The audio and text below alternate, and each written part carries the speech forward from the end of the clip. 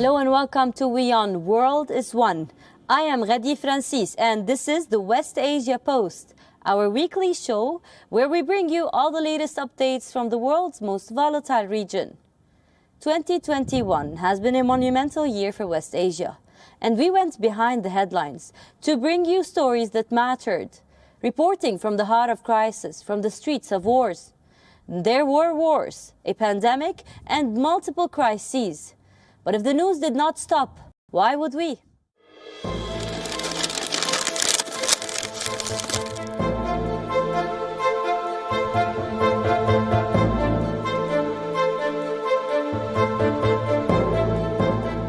تؤكد المملكة على أهمية التعامل بشكل جدي وفعال.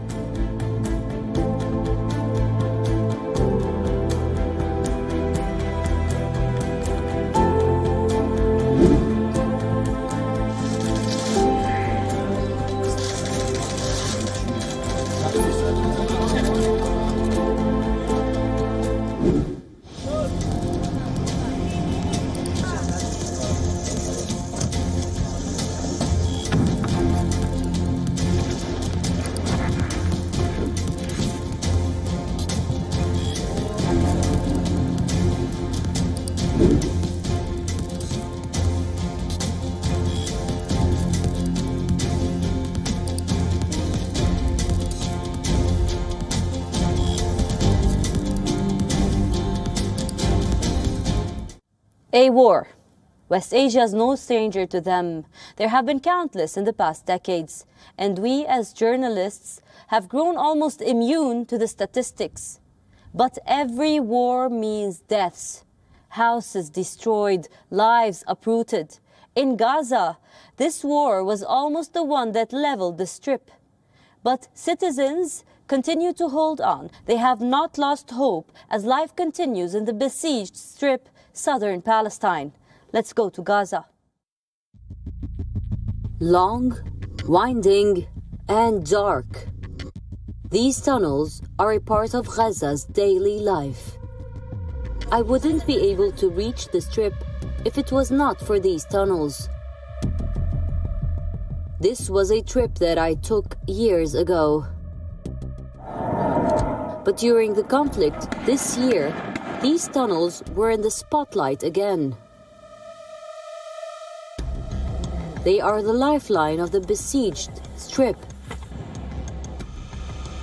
Used to smuggle food, fuel, weapons, and more. It takes barely minutes to reach the Strip via these tunnels, but passing through them is a life-or-death moment. Israel could bomb them any minute, Or even worse, the tunnels could collapse. Walking through them brings you a glimpse of what life is for ordinary Gazans.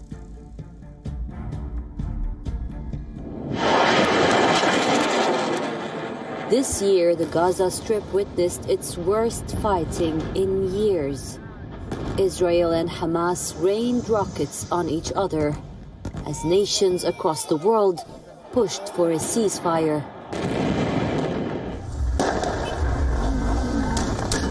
There were 11 days of deadly fighting. 4,340 rockets fired. Over 254 Palestinians killed. And the cost of damages were staggering. Triggered by clashes at the Al-Aqsa Mosque and the forced evictions in Sheikh Jarrah, the Hamas launched rockets into Israel. And if it comes to responding to your aggression and claiming victory for our people and our sanctities, there are no red lines, sacred rules of engagement or complicated calculations.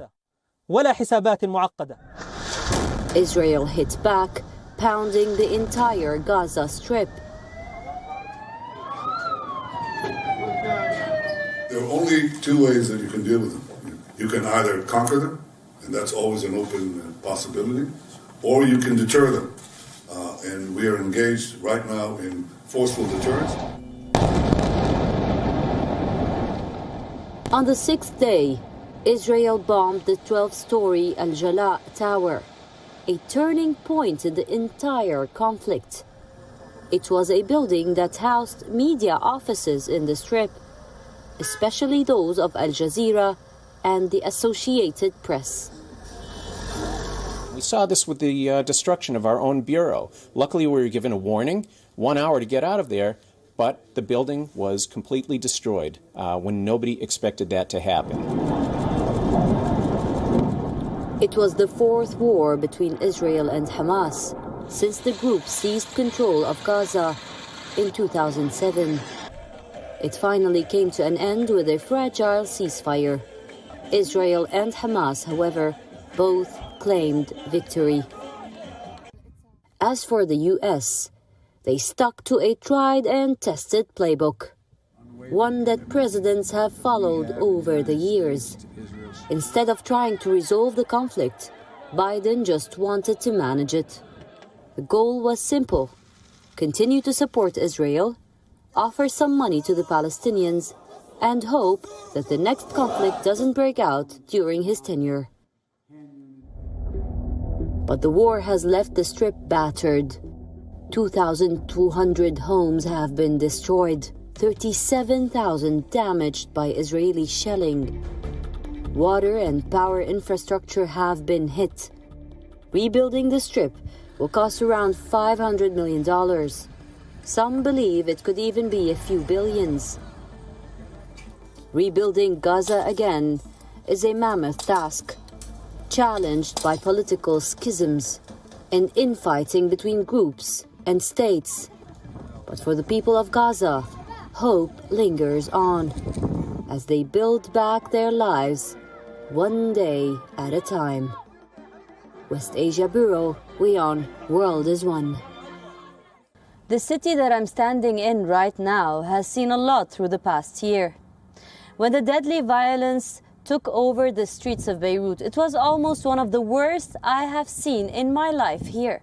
As Lebanon continues to grapple with multiple crises, what will this new year mean for the future of this West Asian nation?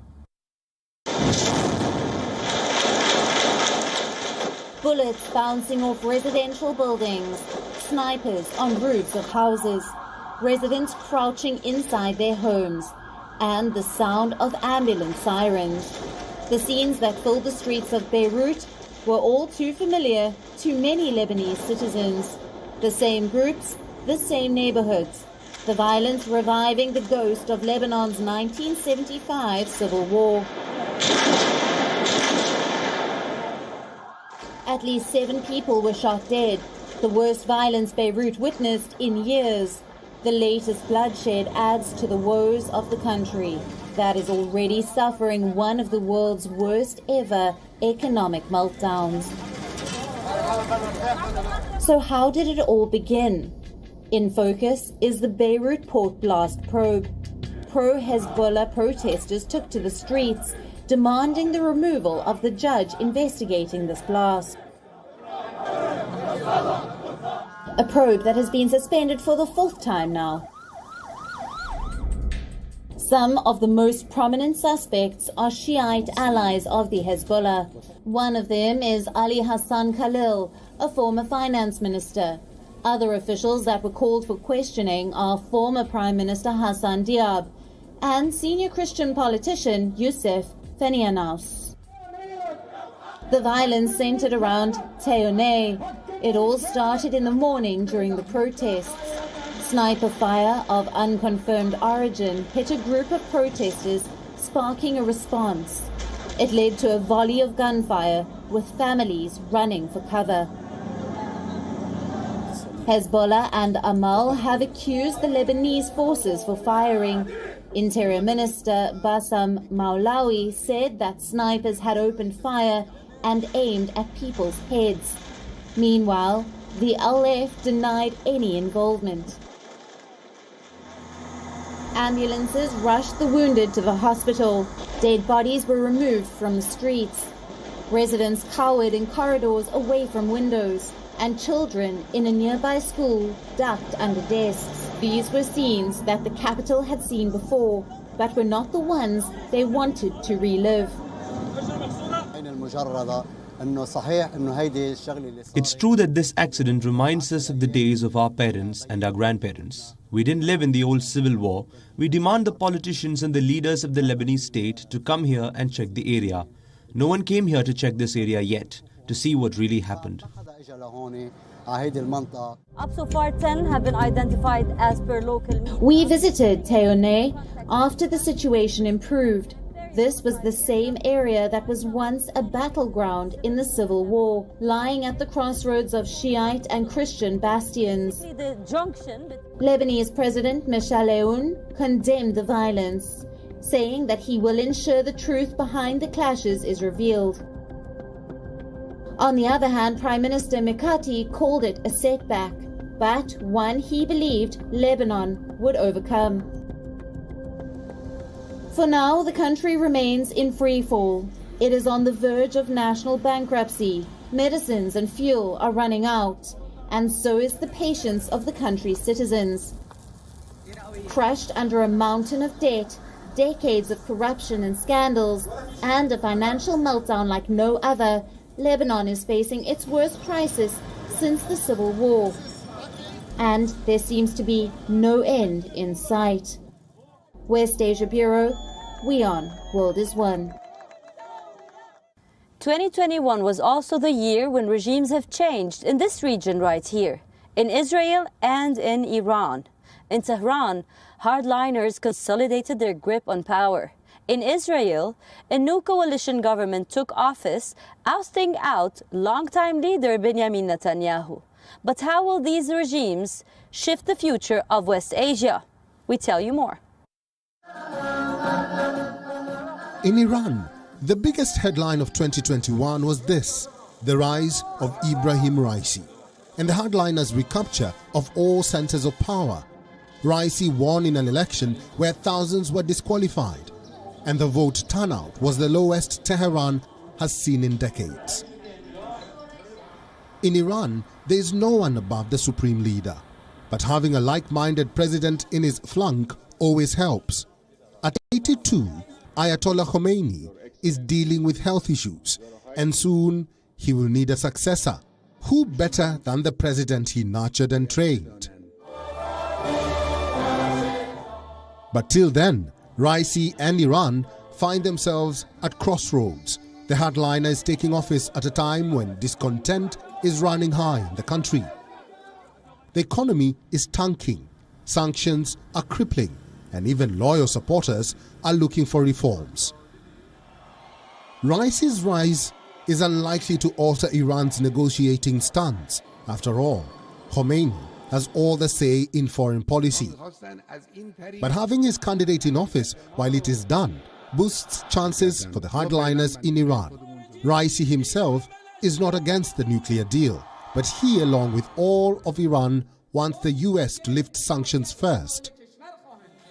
For now, Iran's president has a few choices. He could prioritize the economy, make political reforms, and boost the regime's stature in the eyes of Iranians. But this will be at the cost of Iran's regional adventures. As president, Raisi has discovered something. There is no quick fix for the sanction-hit economy, arguably the Achilles heel of the Islamic Republic. So it is possible that Raisi will continue to do what the regime wants him to do. This brings us to its foe, Israel. In Israel too, an election in 2021 produced what 3 other elections in the last 2 years had failed to deliver: a new government headed by someone other than Benjamin Netanyahu. It is an extraordinary alliance, to say the least. Yair Lapid, the leader of the centrist Yesh Atid party, Naftali Bennett, the head of the right-wing Yamina party, and Mansour Abbas, leading the United Arab List. 3 politicians who have very little in common, except their dislike for Benjamin Netanyahu. It was a deal that looked impossible to many, a leader of an Arab-Israeli party joining hands with a staunch Israeli nationalist. One stands against Palestinian statehood, the other represents the Palestinian community in Israel, an arrangement that reflects Israel's complex society, but mostly highlights its political dysfunction. The coalition has refrained from major initiatives on the most divisive issues on the Israel agenda, including relations with the Palestinians and the question of religion and the state. But it has registered some noteworthy accomplishments, like passing the first new budget in several years. Both Iran and Israel once started out as allies, enjoying a good relationship for almost 30 years. But in West Asia, friendships don't last too long. The 2 nations are the perfect example. From close allies, they turned into arch enemies, fighting a clandestine war across West Asia, led by these new regimes. West Asia Bureau, WION, World is One. West Asia is no stranger to conflicts, but it is now facing a bigger challenge: climate change. Throughout this past year, we brought you many climate stories, often those that were ignored amid wars and politics. But this is a story that affects everyone, as record high temperatures and generational droughts plague West Asia. We take a look at what will climate change threaten in the future here. Blistering heat waves, bone-dry conditions, generational droughts, shrinking forests and polluted waters. This is the reality of West Asia. A land that is no stranger to conflicts but seldom ones with nature. Global warming is not new here, but very little has been done to tackle it. From forest fires to droughts, freak weather conditions are the new normal here, and evidence suggests there will be more to come.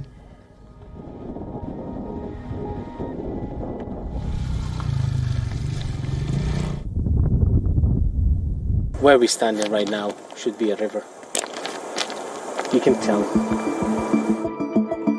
As lakes and marshes turn into deserts, droughts are West Asia's new crisis.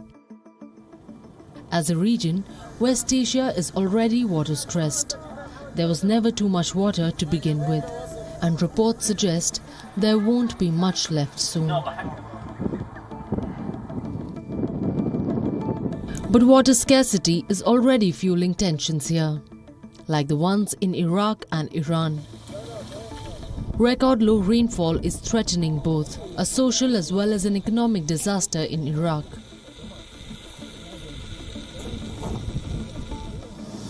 The effects of low rainfall have been exacerbated by falling water levels on the Tigris and Euphrates rivers. a result of dam building in the neighboring Turkey and Iran. As Iraq bakes in the blistering summer heat, its farmers and livestock herders battle hardships. Water shortages are killing their animals, fields and a way of life. Due to the lack of agricultural resources and rain in the country, I will stop farming and work in construction or something else, because there is no point in farming. In Iran's central city of Isfahan, hundreds of farmers took to the streets to decry the drying up of its river. Khuzestan province has long been a hotbed of instability. In 1979, segments of the population led a push for autonomy. Now with unrest once again rocking Khuzestan, the province has become another major flashpoint. In Turkey, climate change is wreaking havoc every day. First, there was mucilage on the shores of Turkey, then came the devastating wildfires. And in the end, there were floods causing widespread damage.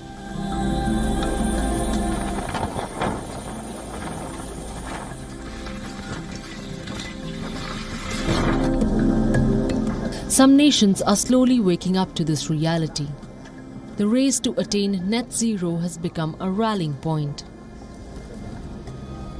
But for Gulf nations, the switch is a difficult one. They're pushing for net zero future. However, the shift can't be an immediate one. They need to keep the oil flowing to fund the transition. These nations are exposed to global warming. They're investing billions into solar and wind power, all in an effort to become world leaders in clean energy. But there remains a need to pump more oil. The Gulf nations need to keep their economies running, and oil remains the biggest source of income. So while the goal of net zero looks like a coveted one, the time for climate action is now and not 30 years later. West Asia is no stranger to conflicts. But if there is any that has no regard for borders or politics, it is climate change. The region is tackling freak weather every day, and hitting a snooze button on climate catastrophe is getting more and more difficult with each day. West Asia Bureau, WION, World is One. That's all we have for you as we look back at the year that was 2021. And as the world rings in a new year, we will be back bringing you more stories and updates from the world's most volatile region. Currently, the Omicron variant is spreading across the globe, so make sure to take your vaccine when you get the chance and stay safe, because no one is safe until everyone is safe. I wish you a prosperous and happy new year. I'm Ghadi Francis coming to you from Lebanon, and you're watching WION. World is One.